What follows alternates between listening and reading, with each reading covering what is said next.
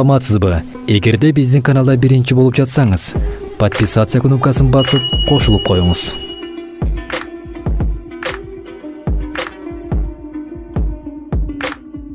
Бизби, көсөн дейбизби, айтор мына ушул киши Кыргызстанды туңгуюктан чыгармак. Мындан 8 жыл мурда айткан экен. 2020-жылы дүйнөлүк кризис болот. Ошондо элибизди кризистен кумтөрдүн алтыны сактап калат. Ошол үчүн бүгүндөн баштап 20% алтынды Улуттук банкка кол тийгиз запас катары сала баштайлы, деп.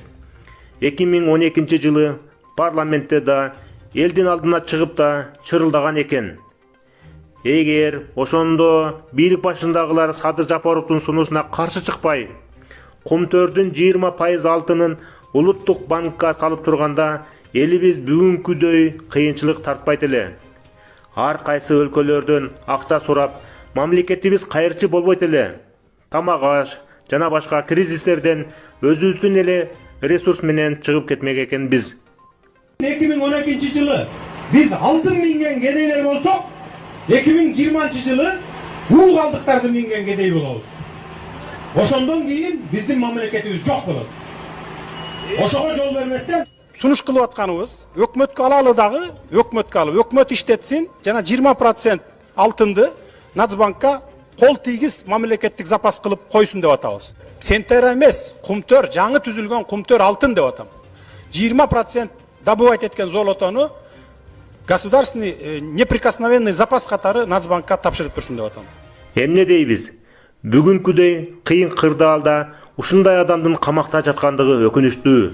Тез арада чыгарып алып, мамлекетибиздин кызыкчылыгы үчүн иштетип калбасак, бизди тарых кечирбейт. Садыр Нуркожоевич, сизге конкреттүү 2 суроом бар. Буга чейин депутаттык 2 комиссияга мен катышып, кийин жиркенип чыгып кеткенмин. Сиз колуңузду жүрөккө коюп туруп ант бериңизчи, ушу комиссияны аягына чейин чыгарасызбы? Мен сизге абдан ишенгендиктен айтып атам да, Садык. Эгерде Карганбек Садыкович, эгерде токтом кабыл алып берип, бут тозбостон жардам берсеңиздер, мен аягына чейин чыгарам, мына жүрөккө коюп туруп колумду айтайын. Эгерде мен бир зыян келтире турган болсом, керек болсо атып да койсоңор болот. Мен распискада жазып берем керек болсо. Мен аягына чейин чыгарам деп турам мен. Эгерде силер колдосоңуздар. Садыке Азамат, мен ошон үчүн сизге эртең менен кирип сөзүңүздү угайын деп анан стенограмма үчүн берип атам да. Мына сиз айттыңыз 117 килограммдан күнүнө топтоп аткан алтынды колуңуз менен кармап көрүп, анан атайын ошо бизге көрсөттүңүз. Бул чындыкта туурабы? Туура. Мен эсептеп көрдүм. Эгерде 117 килограммдан алтын күнүнө куюлуп аткан болсо, бул деген 1.377.580 унция болот да. Анан лондонский биржа менен среднем 1500-төн эсептегенде 2 миллиарда доллара день.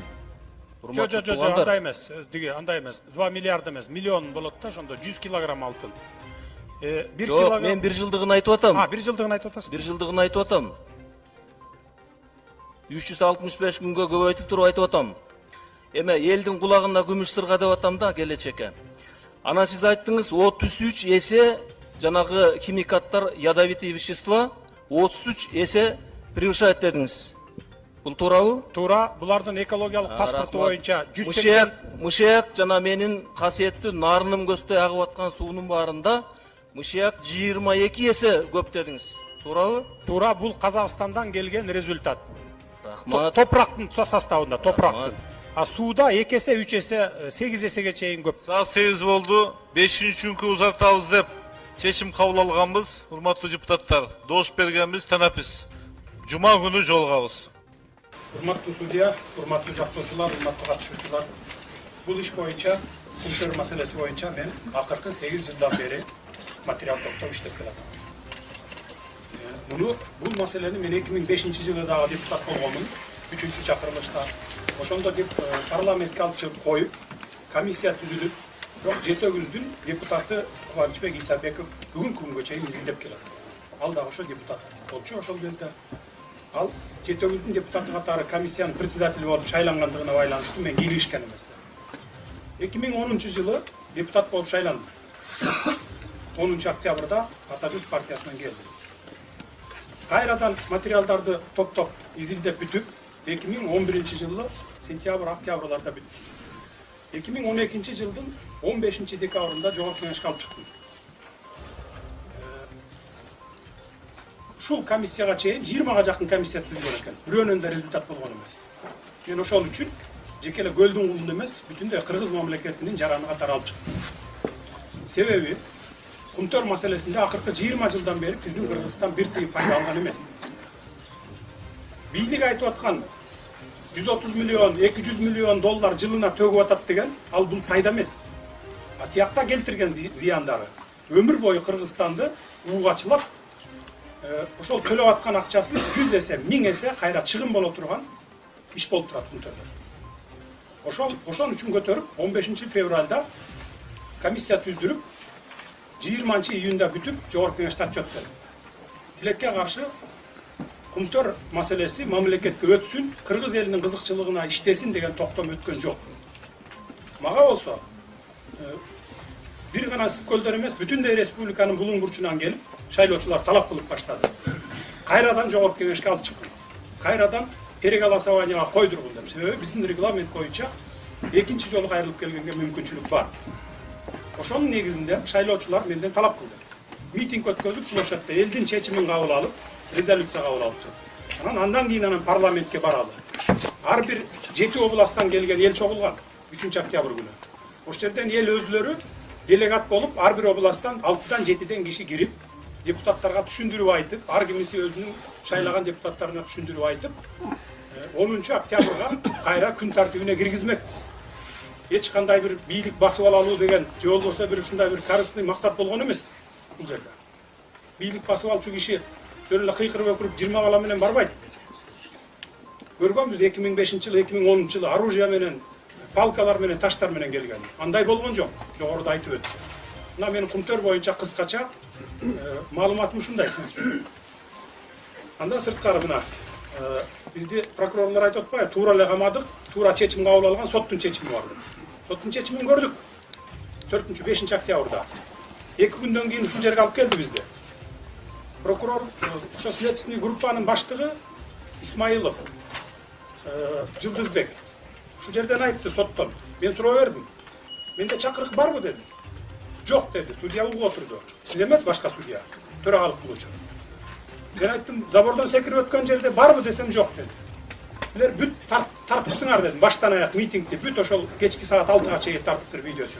Ошол жерден бир жеринде бир менин катышым барбы десем, жок, биз ушу сизди ушул баягы козголгон ишке карата эле камап турбасак болбойт деген оюбуз бар. Эч бир мындай бир доказательствосы жок эле чечим чыгарып койду. Аны да көрдүк кандай чечим чыгарган. Кимдин басымы менен чыгарганын да көрдүк. Бул бир. Экинчиден, сиздин иш менен толук таанышып чыктыңыз деп мен толук ишенем. 7 том деп кагаздар топтоду. Биринчи томдогу кагаздар, экинчи томдо да, 5-чи томдо да, 7-чи томдо дагы пачка-пачкасы менен жүрөт. Кайра кайталанган да. 3-чү томду карасаңыз, бир эле баракты, бирдей баракты, окшош баракты, 15 баракты бир эле бетке тиркеп койгон. Бирөөнү эле тиркесе болот эле. Мен эмне үчүн айтып атам? Себеби баягы 7 том деп томдорду көбөйтүш үчүн эле жасалган иш. 3-чү томдун 84-чү барагын караңыз. Русев, Румен Асено Русев деген бир балгар жигитти. Улуту да балгар экен, туулган жери да Болгарияда туулуптур. Ошону күбө катары сураптыр. Садыр Жапаров якобы мен Кожоналиевке шыбырап аткан уккан эмиш митингден. Бийликти алабыз деп шыбырап аткан. Өзү кыргызча түшүнбөгөн балгар жигит экен өзү. Суралган жери дагы ошол 84-чү баракты ачсаңыз, Испана шаарында 8 октябрь күнү 2010 жылы суралды деп.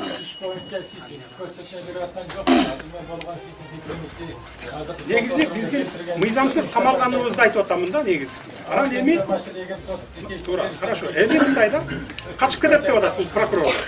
Качып кетет деп атат. Биз кача турган адамдардан эмеспиз. Биз мыйзам чыгарып, жазып, ошону кабыл алып бере турган адамдарданбыз. Мыйзам сыйлаган адамдар. Азыр даже могу жерде решетканы ачып туруп, колубузга бир барак кагаз бербей, же сиздин чечимиңизсиз, же прокурорлордун постановлениясыз чык десеңиздер да чыкпаган адамдарбыз. Кагаз бергиле деп сурайбыз. Себеби бияктан чыккандан кийин көчөдөн кармап алып кайра побег деген статьяны билбейт деп ким кепилдик бере алат? Ошон үчүн толугу менен адвокаттардын айтып кеткенин, мына коомдук жактоочулардын айтканын толугу менен колдойбуз. Биз өзүбүз тескерисинче ушуга кызыктарбыз. Тез аранын ичинде ушул маселени аягына чыгарып, биздин күнөөбүз барбы же жокпу такталышына биз өзүбүз дагы кызыктарбыз.